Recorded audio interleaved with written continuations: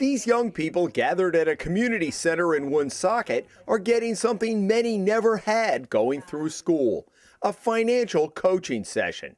Leading them step by step, Rachel Wall, Director of Coaching for the Capital Good Fund, a nonprofit organization that over the past 6 years has helped hundreds of people facing financial challenges avoid predatory lenders, while teaching them about good budgeting, health issues, and money management. Broadly speaking, we use financial services as the tool to uplift the poor. Andy Posner founded the Capital Good Fund in 2009 as an outgrowth of a master's degree program he was completing at Brown University. It evolved into a social change organization that uses financial services to help tackle poverty and has grown to a staff of 15 to run the various programs. There isn't anything that doesn't have a financial component.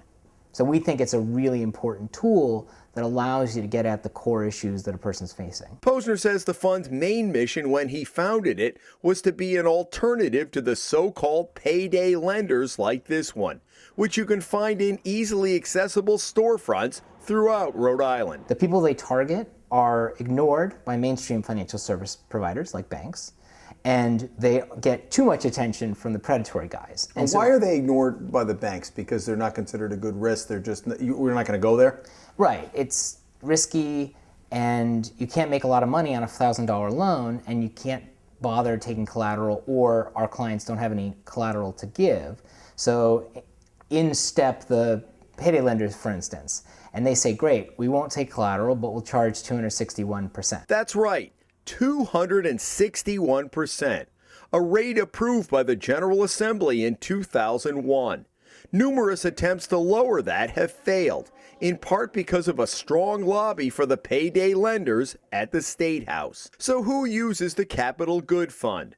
Posner said a typical borrower might be a woman trying to get out of an abusive relationship and attempting to move from a shelter to an apartment. She's got a good job, but not enough money to put down a security deposit. So what happens?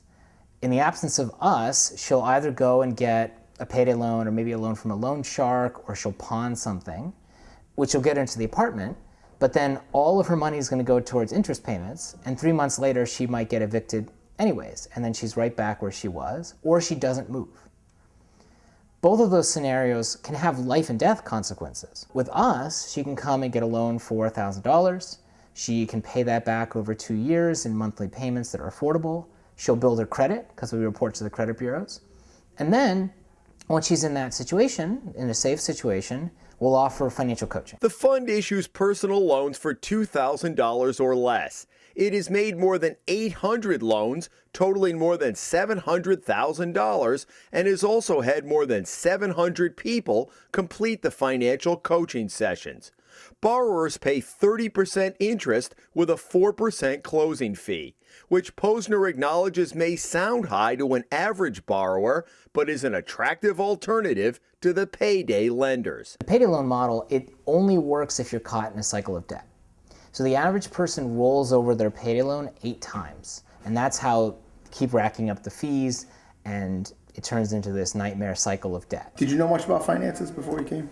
I was completely financially illiterate. Sean Scott is just finishing the last of 4 financial coaching sessions. He's met one-on-one with a counselor who has gone over concepts Scott never learned in high school.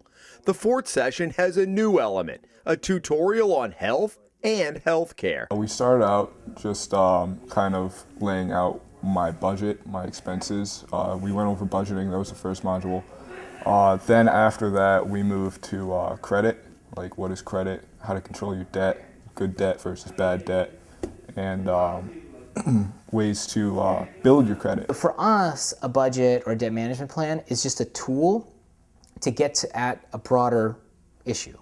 And that's what makes us really unique. So for instance, someone comes to us, before we even talk about a budget, we talk about their life.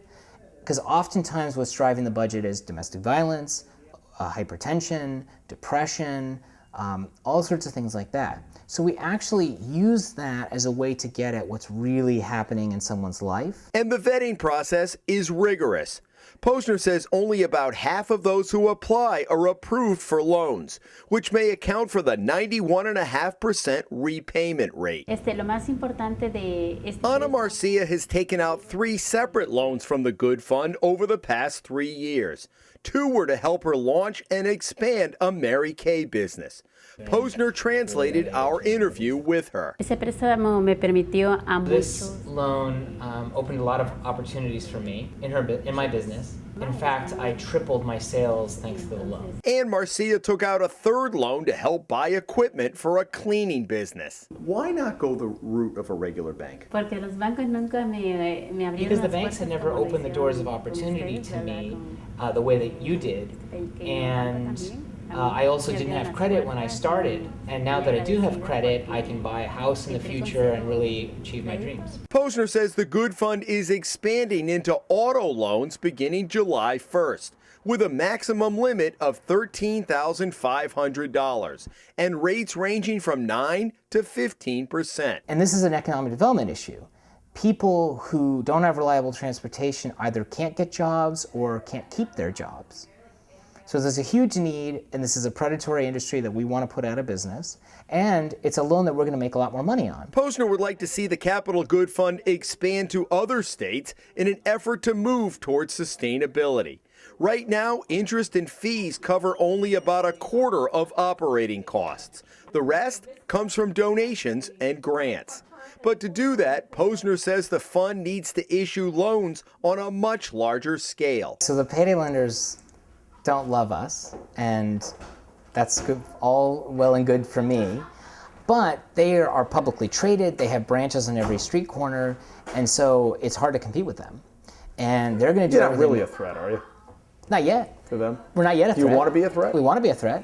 Success for us would be putting them out of business or forcing them to lower their rates. The fund has survived and thrived despite launching a year after the country's financial collapse. If you knew what you knew now, would you still have done what you did? Yes, I think I would have. It's better that I didn't know how difficult it would be, but I think I'm very proud of what we've done, and we occupy a space that no one else occupies. I mean, we're really nationally recognized for what we do, which is pretty cool for Rhode Island, and I think we're really a Rhode Island success story. In Providence, Jim Hummel for the Rhode Island Spotlight.